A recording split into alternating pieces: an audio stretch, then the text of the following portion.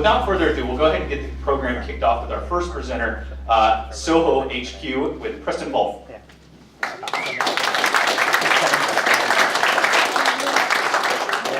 Good morning, everybody. So, I just want to tell a little bit about a story, how it all began. So, we're sitting over at Mother's one day, talking over a beer, and my wife has been working from home for over 7 years, and it's hard for us to find friends and to meet other people. And so we said, hey, wouldn't it be nice if we had a website, a social media network site, so that people who work from home, or like yourselves, entrepreneurs or small office people, could meet other people that they had common with, like going into Mother's to drink beer or going out to the ball game. And we said, hey, that'd be a great idea to put together and maybe make a website or a social media site. So Mark and I came here our first visit to 1 million Cups. Up on the board we see Startup Weekend, and we went, what is that? So we started asking around, what is Startup Weekend? Well, you come in and you pitch, and you've got 54 hours, and you get to pitch a business, and we're like, hey, do you think we can do that? I was like, I think my wife would kill me if I tried to do that.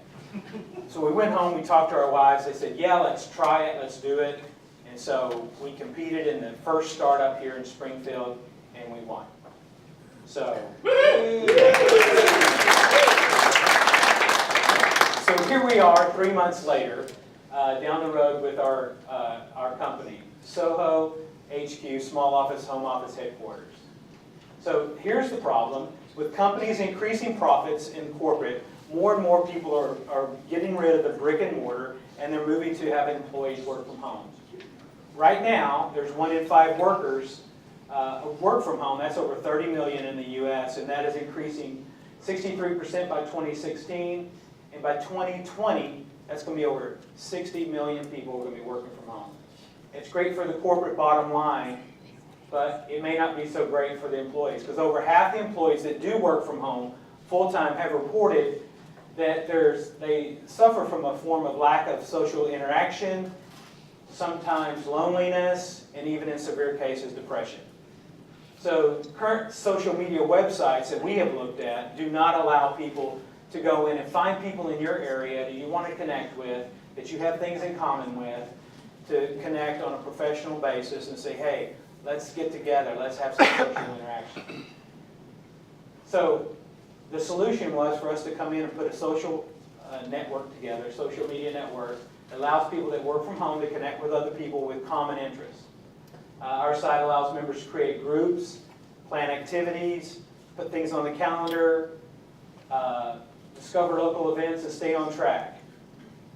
It also appeals a lot towards students and probably stay-at-home moms. So we're not going to keep those people. So myself, my name is Preston Balmain. This is my wife, Kathy. She's been in software development for over 17 years. She right now is a product manager. She's the one who kind of came up with this idea. Mark, his wife, Amy Williams, she works from home as well. So when we got together, we had all this energy of working from home and trying to do this.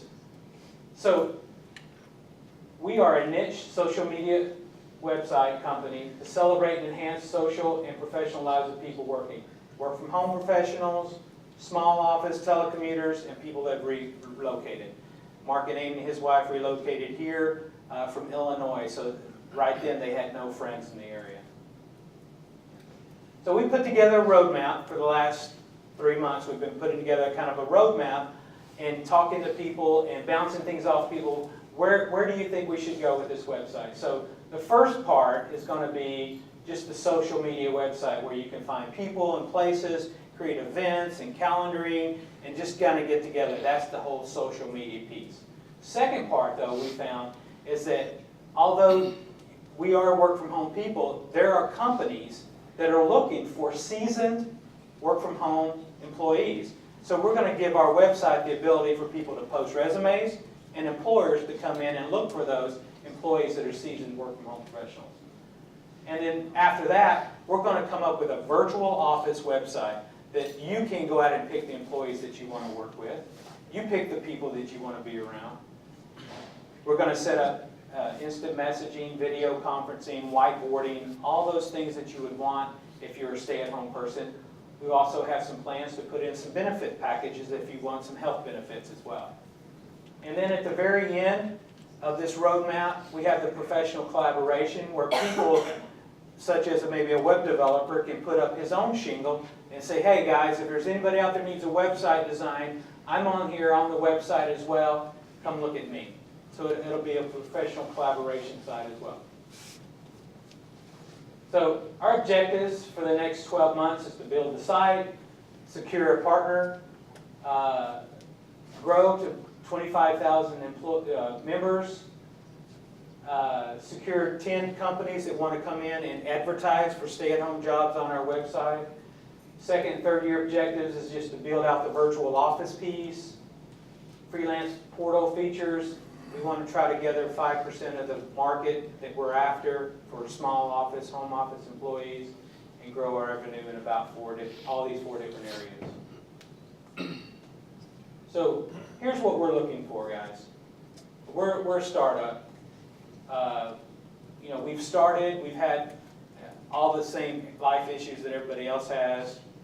We're looking to find a relationship with other entrepreneurs to kind of give us ideas, kind of a board of directors, so to speak, just some people we can bounce ideas off and go, hey, we'll keep you from failing. Here, try this thing, or here, try this.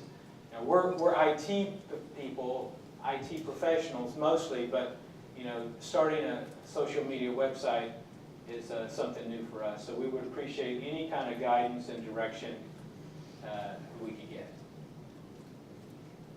Questions?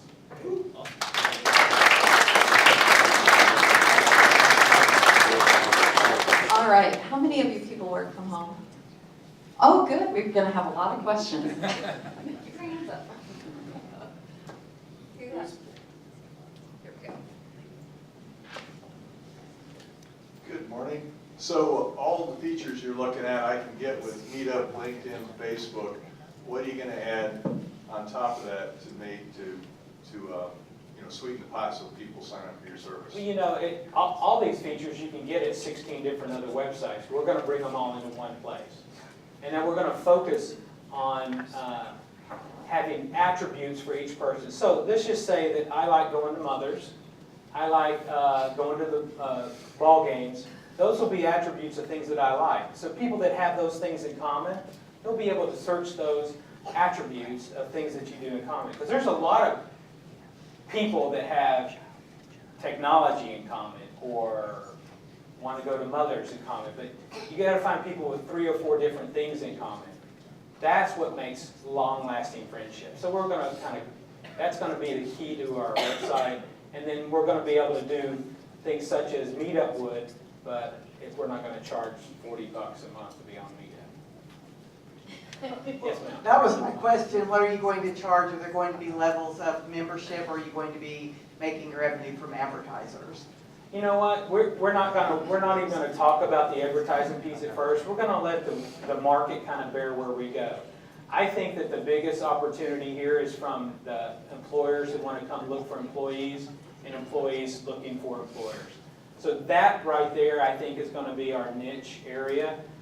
Our exit strategy, because everything has to have an exit strategy, right, is to be more like a LinkedIn, but for stay-at-home, work from home type employees. So that way, if somebody like LinkedIn notices us after a few years, then maybe they say, hey, that's a niche that we didn't think about that would really work well with our company. So we're going to try to head that direction as an exit strategy. I'm George Floyd with Ichthus, and I have a question for you. You were talking about how home offices and things like that. A lot of people that have home businesses are also multi-level marketing. How are you going to compete or even convince some of the multi-level marketing companies that have a compliance department that says you can't mention things on social media, given that you're going to be a social media platform?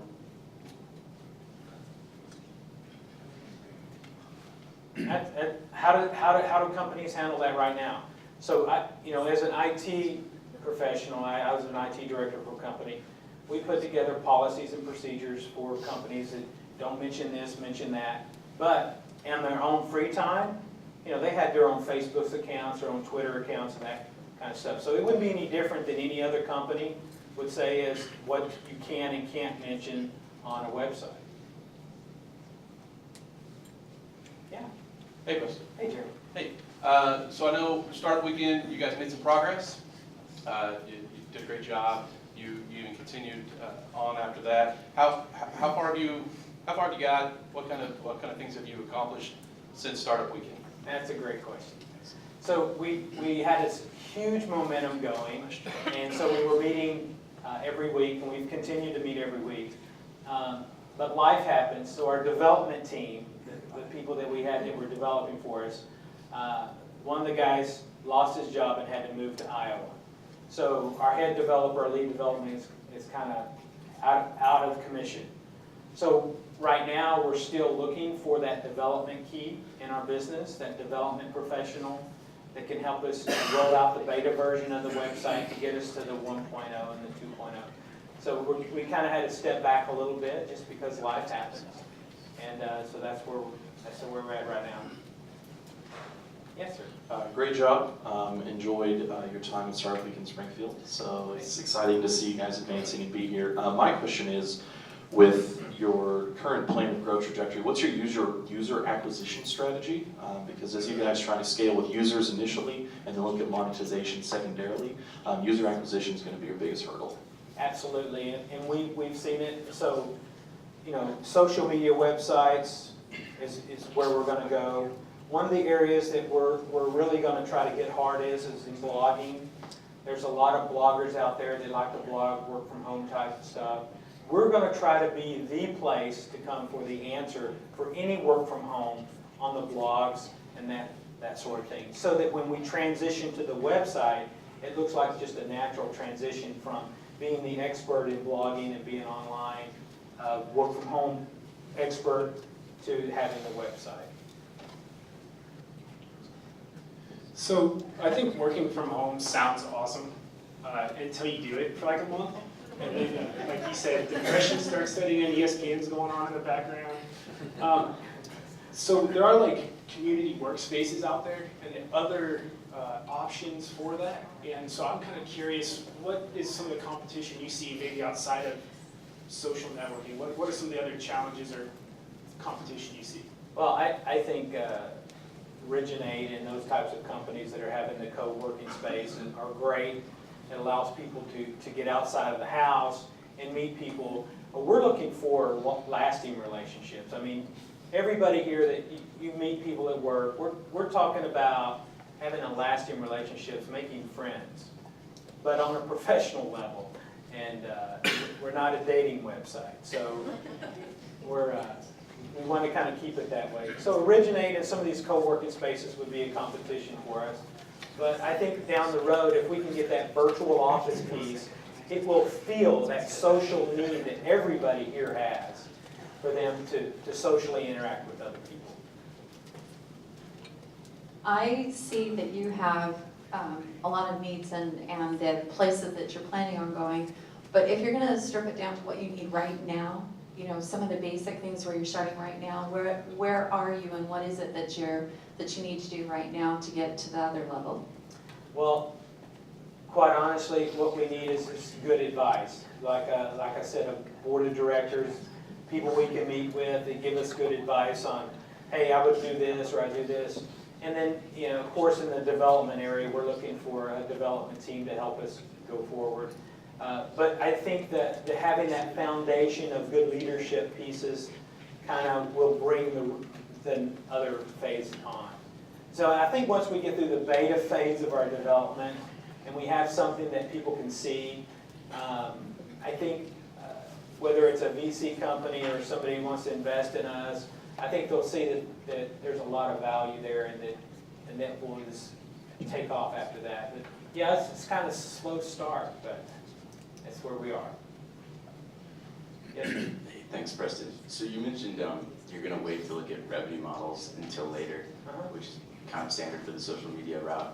But how are you going to fund this project? It seems like to build a social media platform is incredibly expensive unless you're a young guy who doesn't have a job and can program 24/7. So how do you foresee building Soho HQ, especially pre-revenue? That's a great question, and we have thought all that out. That's one of the reasons we're looking for some great advice. So there's a lot of directions.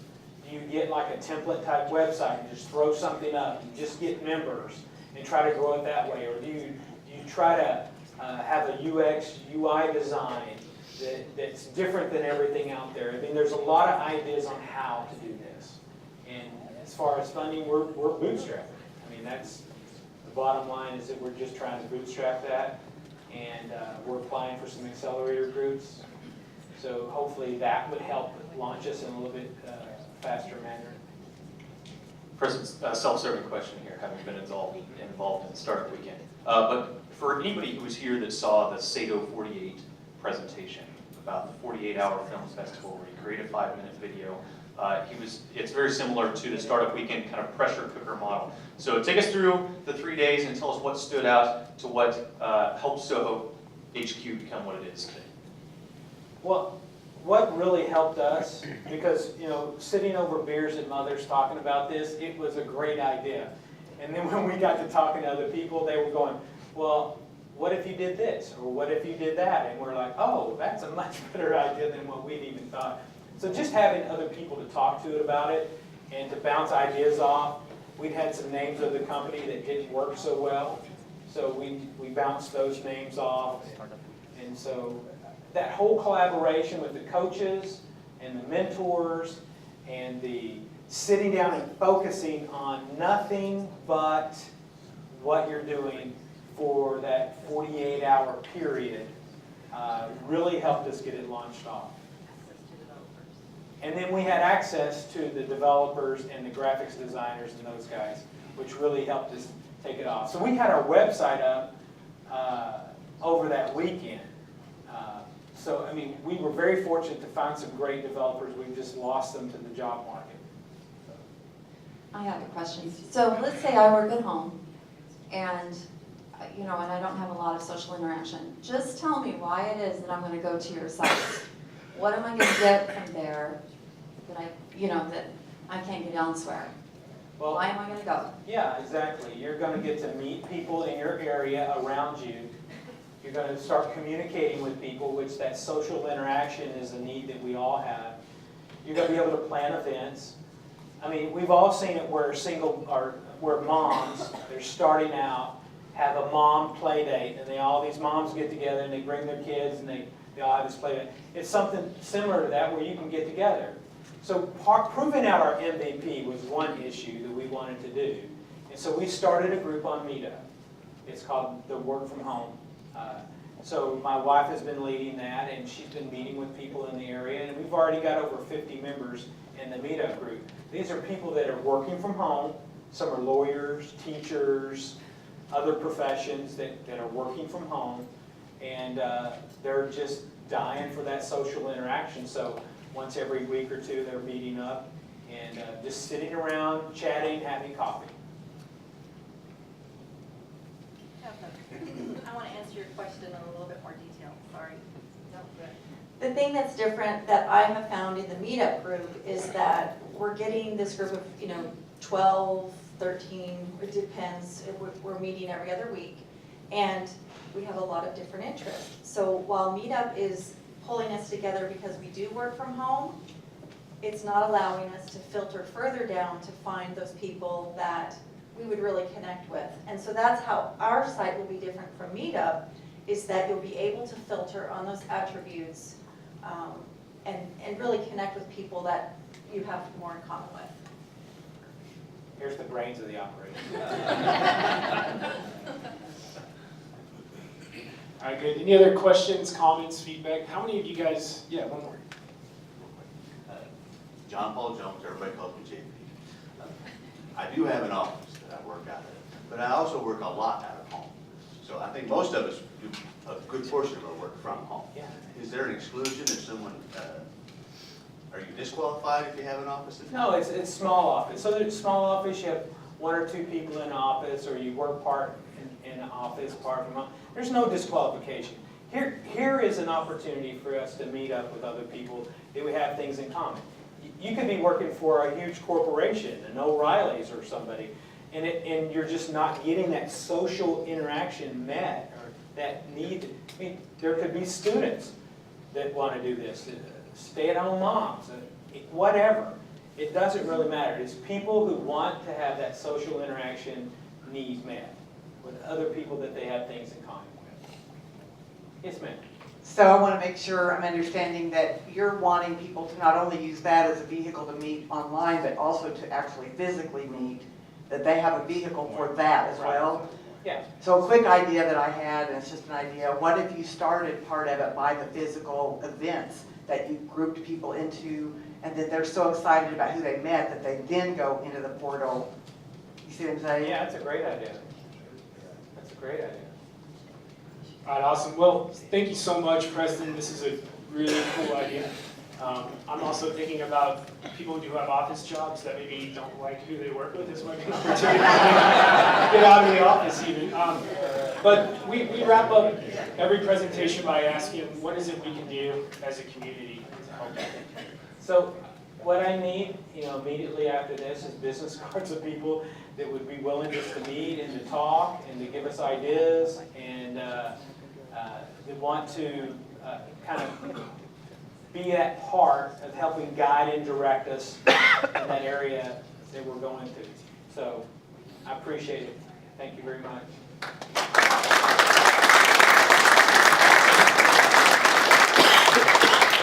All right, awesome. Okay, so it's time for announcements. As always, you guys, we have some cool announcements over here from other local groups that are doing some really cool things. So make sure you guys check these out. Really what I want to do is just point out who is kind of here representing these groups so you know who to talk to if you're interested. SBTEC here in the E-Factory. Rayana, are you here? Okay. If anybody has any questions about that, track her down. We're down here. Real Estate Investors Group, Brad and Sean. Okay.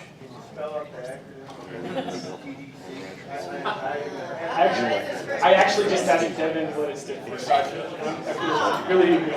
Of course, he had to call me out.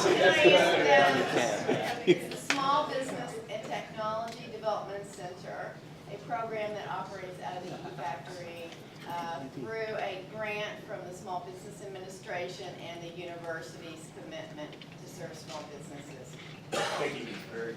And then we have Networking Extravaganza. Lysandra, I know you're in here, so if you guys have any questions about that, ask Lysandra. Our next presenter, we're really excited to have here, just recently pitched his idea at Spin 66. It's a really cool success story. So we're excited to introduce you to Brenton Miles, who's going to talk about Sunday Morning Drive.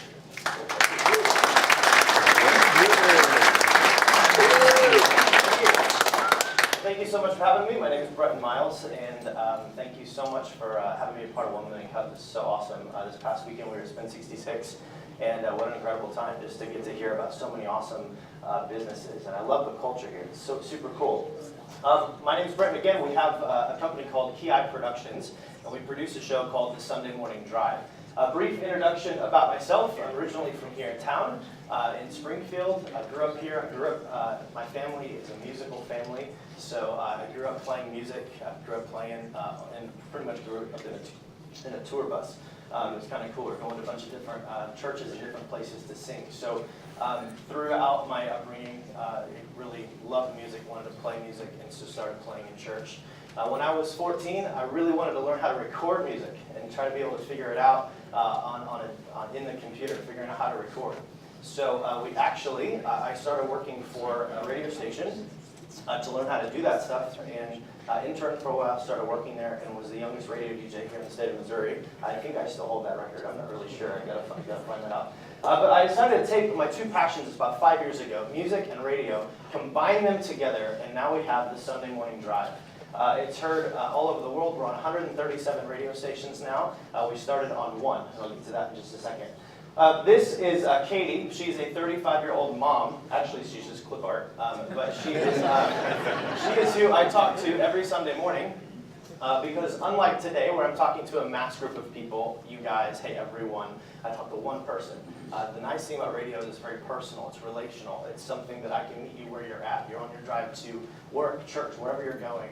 I can talk to you individually. You can choose to listen to me or not. It's kind of nice. The Sunday Morning Drive is a 2-hour syndicated radio program. It's designed for people driving to church on Sunday mornings. We're featuring the latest in worship music. We're on 137 radio stations now across the globe.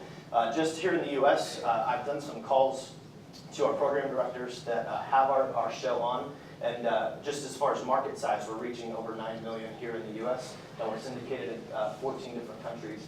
How do we get our start? Not in a garage. That's for a band I'm in. That's different. We actually started on one radio station and started here in Springfield on 99.5, 99 FM KDI.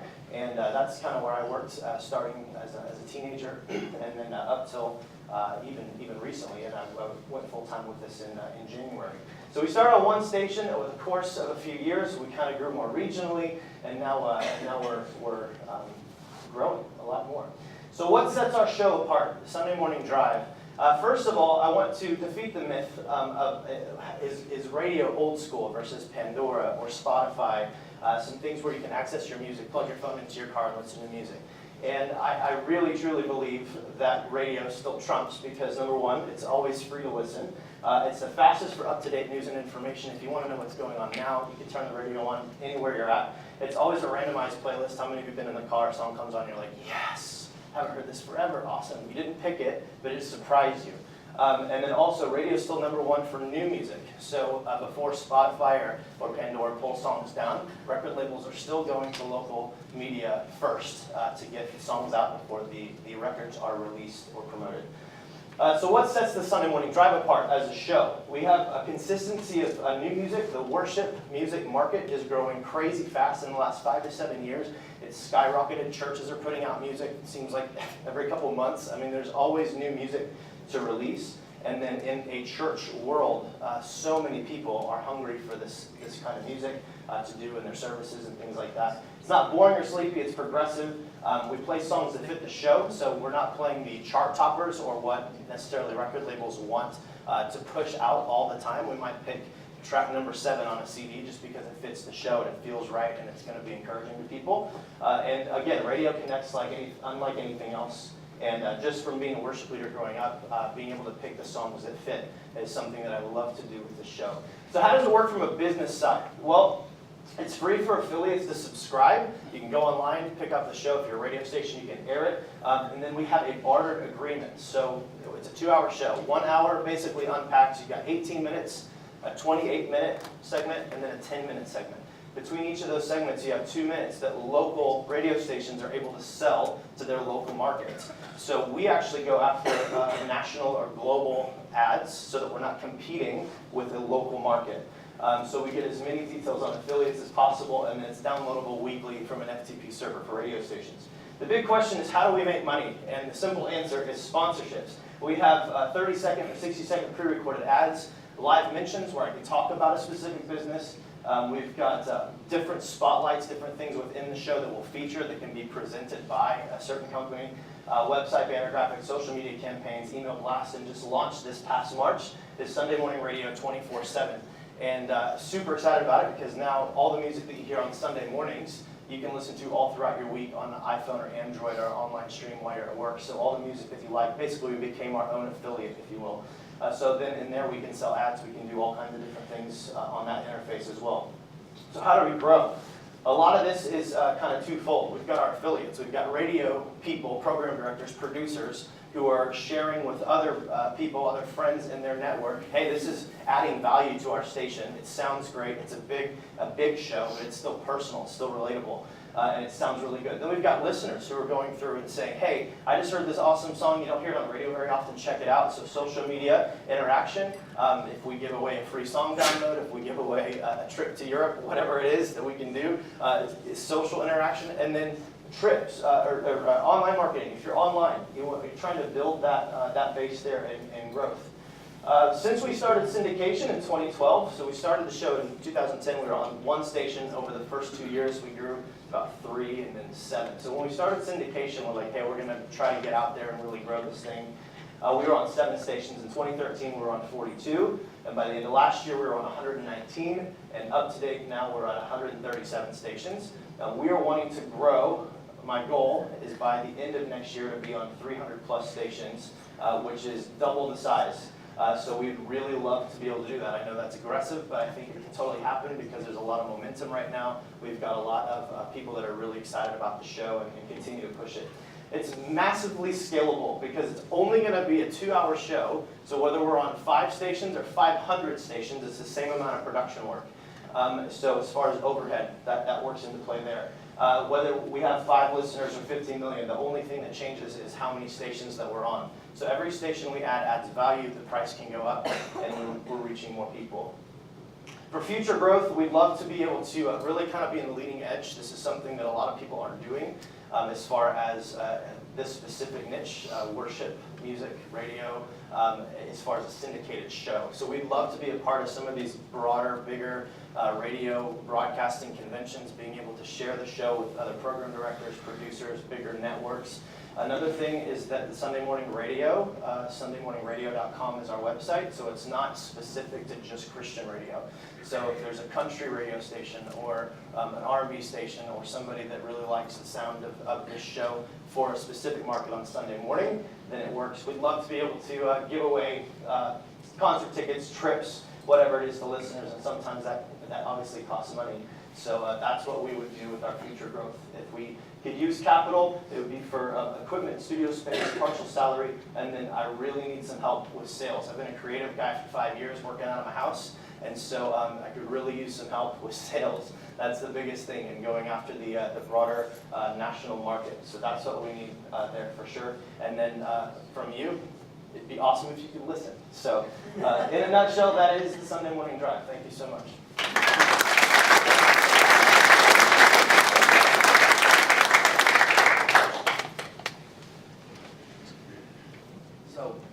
Am I on? I am. Okay, so sales. When you're saying that, are you meaning sales to radio stations or sales for ads? Sales for ads is really a big thing. And then part of what I like to do is the personal relationships with the radio stations. So what I would love to do more full-time is checking in with the stations that we're on, maintaining those relationships, and then broadening that as well and pushing the show as far as the amount of stations that we're on. That works a little bit more because of the experience just being in radio for so long, being able to relate to the producers. So. Hey, Brenton, is it AM or FM, and what time on Sunday mornings? Awesome question. Yes. The answer is both. Anybody who wants to broadcast, and I would even add online. We have a lot of online affiliates. There's a lot of online radio stations, much like our Sunday morning radio 24/7 affiliate would be.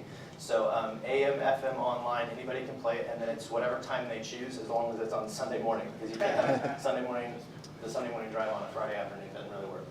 So, great question. You just stole this question. Oh, we have one right here.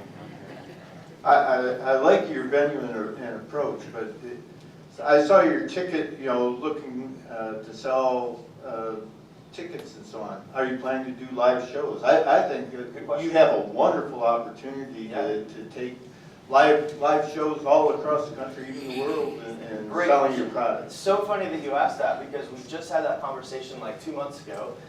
We have a partner with NewReleaseTuesday.com. They're a big Christian music hub online, and we're throwing around this idea of having the Sunday Morning Drive tour.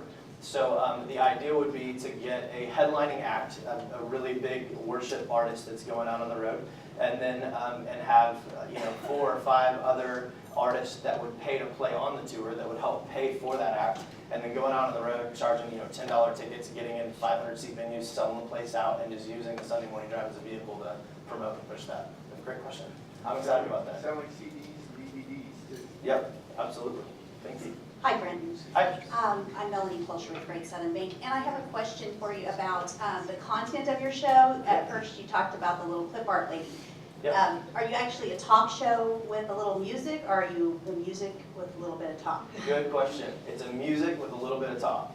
The talk, we really like to highlight the music. For people driving to church Sunday, they're just waking up, the last thing they want to hear is this guy screaming at them about like 90 different things. So we're pretty selective on the amount of sellable inventory we have. Like I said, we've got about 2 minutes between each break that we try to feature businesses.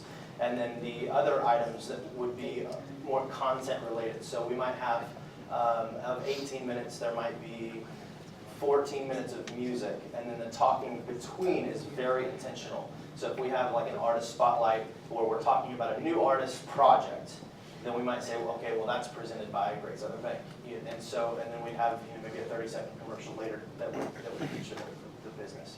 And along with the sponsorship, is that a nationwide, so you don't buy per radio station, you buy for the whole program, correct? Correct, yeah, and the reason is because that would compete with the affiliates that I'm on.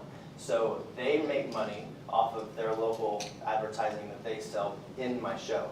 So that's what's great about having a high quality product, is because it adds value to their station. And then they're going out and saying, hey, have you heard the Sunday Morning Drive? Yeah, we love it. We listen to it every Sunday. Awesome. Here's a 30-second commercial we'd like to sell you. They buy it locally.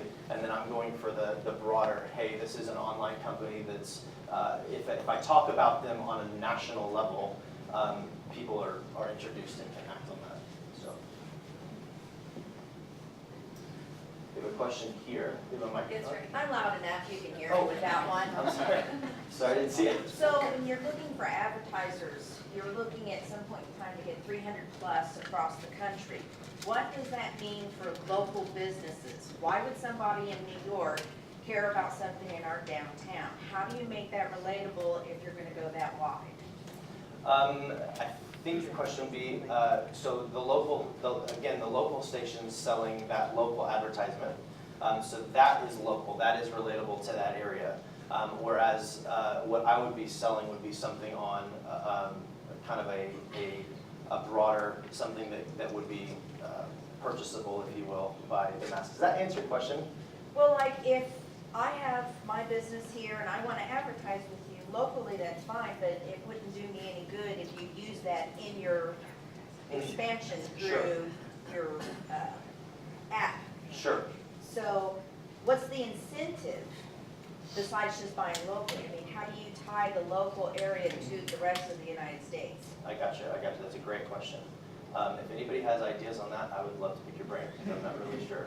But I think a lot of that would be, again, the Sunday Morning Drive being just Sundays, there's our social media, there's the online, there's the networking that we're doing 7 days a week instead of just one. So that might be something else we can tap into. Good question. Hi, Britton. I'm Samuel. I understand you have a very aggressive goal to connect with more radio stations to carry your show. What's your process of getting those, inviting those stations to carry your show? Awesome. A lot of that, again, is it's going to be word of mouth with the program directors, but we've also designed an email list for all of the stations that we're on. And so we're constantly in front of our affiliates. So the 137 stations we have access to them via email. Every week we're sending them promotions on the show, like what's coming up that week. And then we'll also include, hey, if you've got friends and connections at other stations, please pitch the show to them and try to use it more virally and socially there. If a radio station shares it with their friend in another station, which shares it with these people. I mean, that's kind of how this thing's taken off, is once we were on 5 stations, then the others wanted to be a part of it. Once we were on 20 stations, then people in bigger markets are like, okay, we can pay attention to these guys now. Now that we're on 137, we just added a station in Slidell, Louisiana, that's 100,000 watts that reaches the entire city of New Orleans. And so we're able to kind of get into bigger markets with larger mass population because of the amount of stations we're on. So I think the momentum is going to keep that going. And then what I like to do is follow up on a personal level, face-to-face, over the phone, whatever it is, to add that relationship factor and growing that. So does that answer your question?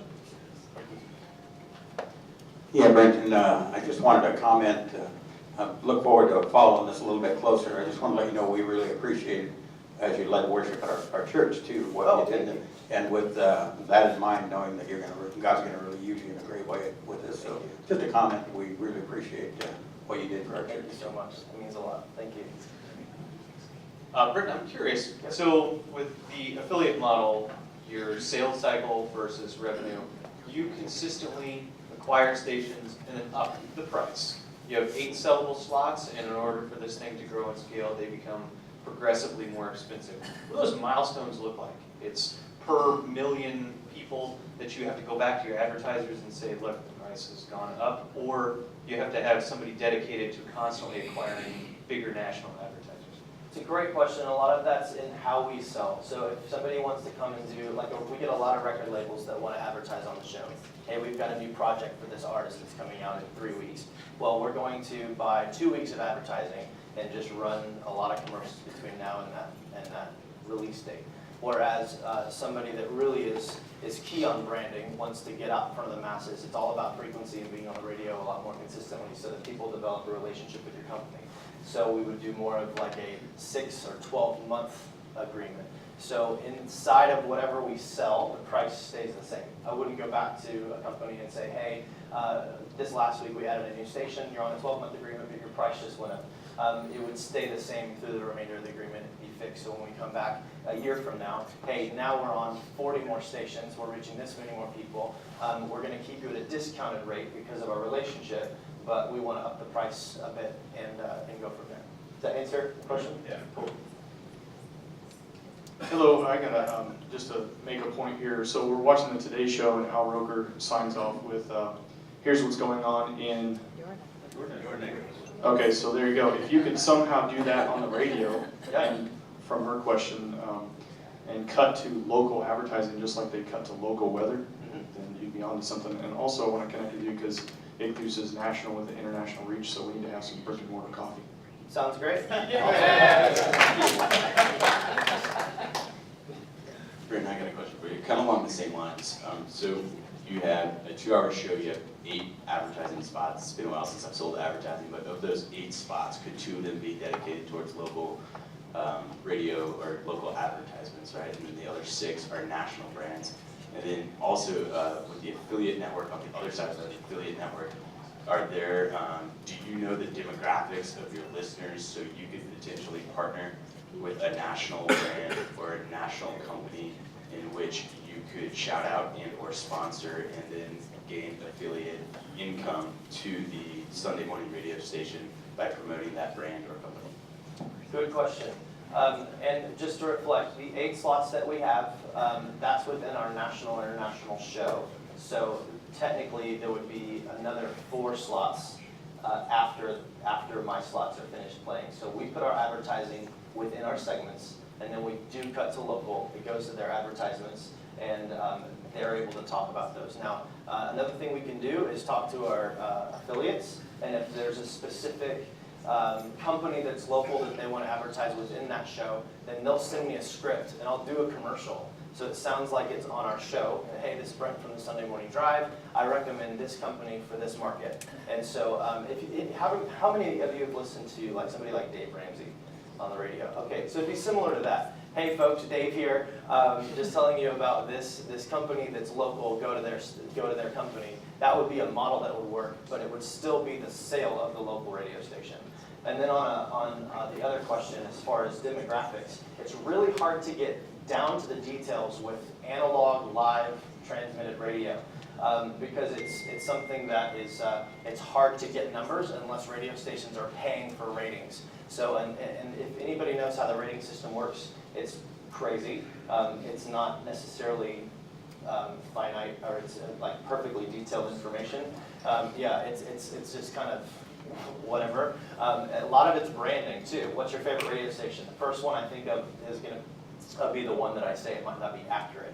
And there's different conversations on how you can acquire that data. But a lot of that is contacting the affiliates, which is another reason we have a relationships. How many people are you reaching? And then what is your target demographic so that I know my target demographic. And again, with the clip art lady, Katie, it's about a 35-year-old woman. So, does that answer your question somewhat? Yeah. Cool. Me again.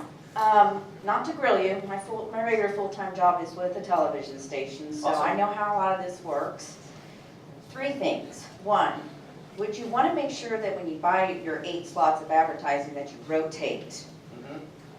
You know, you don't want to, I know you're trying to establish a relationship, but you don't want to limit your clientele because they gotta wait 6 or 12 months before they get to be on the air. Two, you remember back in the days of early television, you know, Conoco or one of the gas stations would, or Texaco, would sponsor an entire show. That's another idea. Find somebody nationally. See if Dave Ramsey would sponsor an entire 2-hour show. And third, when you're looking for your advertisers to possibly connect nationwide, kind of like what the Chamber of Commerce does, say this is why you should come to Springfield, and find those kinds of clientele that wants to advertise to pull business in to come visit Branson, come visit, you know, the Springfield Cardinals. That would be another idea. Great. Awesome. Thank you so much. It's great information. Hey, Brenton. Eric Pasquale with Sons of God World Missions. Awesome. Hey, would this be a platform where missionaries or pastors or churches could promote what they're doing? Absolutely. Absolutely, yes. Or like nonprofits or Convoy? Absolutely. Definitely. That would be actually a target connection because there's that relatable content with the music that we're playing. So, yeah, absolutely. Love to talk to you. Hey, Brendan. Hey. How are you? Great. So I guess the question that I have in regards to what she was talking about, you have 8 spots that you're selling every week that's national. But if you have 136 stations, that you have 4 spots per station, is that what I understand? 4 spots per station locally, Yeah. so about 550 spots or so total for that. Have you thought about maybe, because I'm assuming that some radio stations may not be able to fill all 4 spots, but if you have a national advertiser that has an interest in those markets, could you sell that and get a piece, you know, could you share the revenue by offering up that to those local spots as well? Because you're probably already going to be promoting it nationally. Could you also maybe sell those to the 550 spots?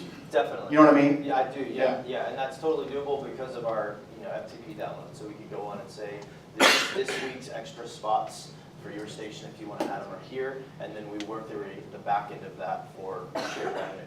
And I'm also thinking that that could also help you with your relationship with that station too. If you're bringing them revenue.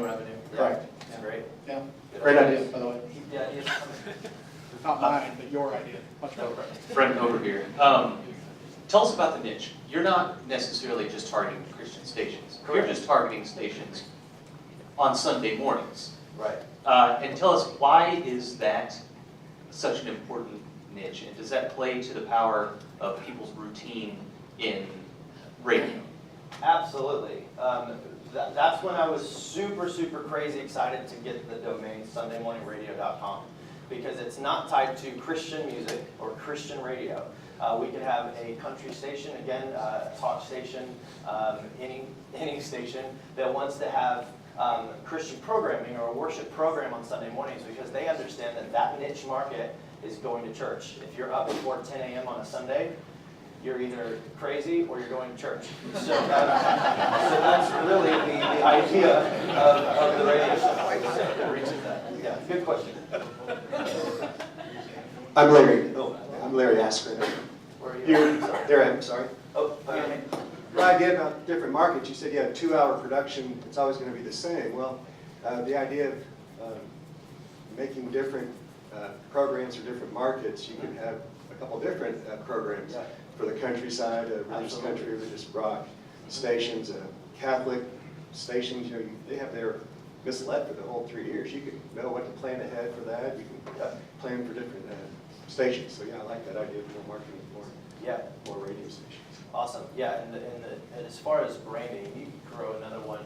We talked about maybe doing like weekend worship experience, which would be kind of a spin-off. It'd be a separate show. It'd be a different production, but it'd be the same, a lot of the same content, where somebody could play it on a Friday night or Saturday morning, or you know, whatever, to kind of reach a different crowd if they've already got programming on Sunday. So good question. Good idea. I have one more question. Can you give us an example of the last couple of Sunday programs? Like, what is the talking part? What kind of material are you doing? Yeah, a lot of it is worship culture content. So we talk about maybe a church and what they're doing in helping a missions organization. Or this past weekend, I talked with an organization called World Mission, and they're in Nepal helping with disaster relief. And so that's a great thing with being a broad show when you're trying to get someone to act for like a nonprofit, which, side note, just kind of an important detail, the FCC regulates commercial versus non-commercial radio. You've got 3 big things that you can't do when you're a for-profit company on a non-commercial radio station. And for TV, you probably know this stuff, but you can't have any sort of call to action, you can't name a price, and you can't have any sort of comparative statement like this is the best product since sliced bread. You can't have anything that compares to other organizations. So those 3 things are mandatory for for-profit companies on non-commercial radio. Since we are a syndicated show, we're on a lot of commercial radio stations and a lot of non-commercial radio stations. So we still have to comply with those regulations. So if I'm talking about a for-profit company, it has to be informative. For more, there's more information on our website, but I won't name a price and I won't say call now. It would be the verbiage is really important in the content there. But as far as content of the show, that's what I love about not batching out a 2-month show, because it'd be super easy for me to sit down and do voiceovers in 3 days and have the whole 2-3 months covered for production. But that doesn't relate to people. And so what's happening, current content on a national level, something we can be a part of and grow, is really important. Thank you. Brendan, thank you so much. You have a great presentation. What can we, as a community, as our final question, do for you? Well, again, I'm really needing somebody who's crazy gifted at relationships and sales with national companies, even global companies, online companies, and somebody who has the same interests at heart, I think, with a show like this. And so I really need somebody there. I'm also looking for a producer, somebody that would be able to help me on the content generation side of the show, somebody who's going out and researching what's going on in the Christian worship circle and movement. And then I've got some investment opportunities as well, and we're trying to grow the show on a quick pace. So if anybody would like to talk about that, that'd be great. But for everyone in this room, you can listen to 99.5 between 7 and 11 on Sunday morning and listen to the show. That'd be awesome. So, yeah. Great, thank you.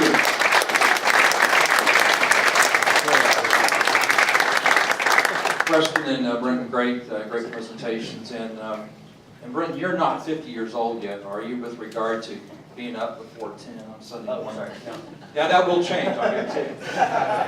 If anyone came in late and you want to get our email, please register out in the foyer, give us your email address, and we promise we won't bombard you with just stuff. We'll be here next week, and if anyone has any companies that would benefit from this exercise, please see Philip, Debbie, Devin, where's Chad? Right there. So, we'd love to talk to you. We'll be here next week. We hope to see you. Thanks.